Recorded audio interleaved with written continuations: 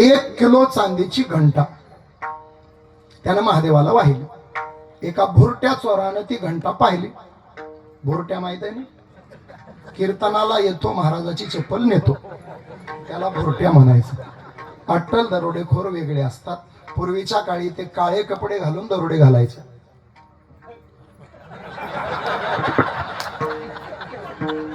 मी पुढचं काही बोललोच नाही.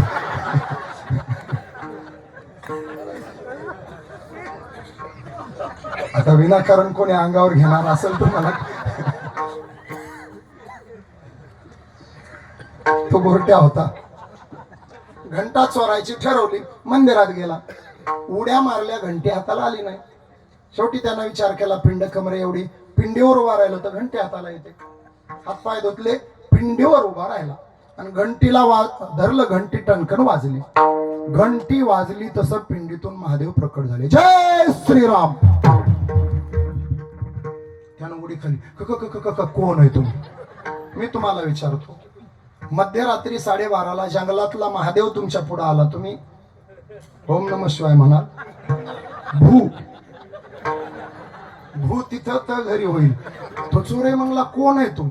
महादेव म्हणले, हम शंकर भोलेनाथ, हम शंकर महादेवन है.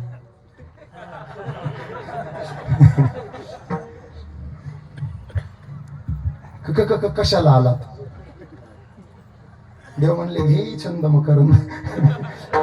म्हणायला आलो नाही, तुझ्यावर प्रसन्न झालोय.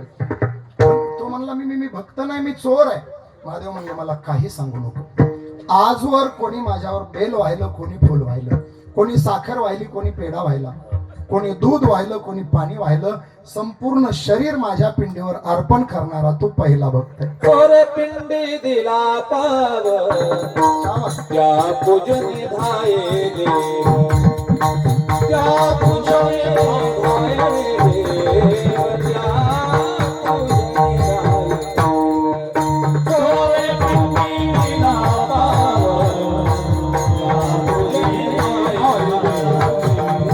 त्या पूजनी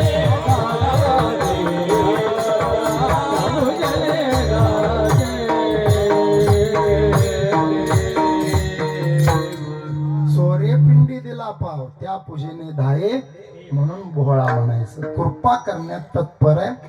तो म्हटला, प्रभू घंटी चोरायला आलो होतो, जीवनाची घंटी वाजवा म्हणजे विषय मिटला. याला म्हणायचं भोळा. कैलासासी नेला भिल्ल पाणी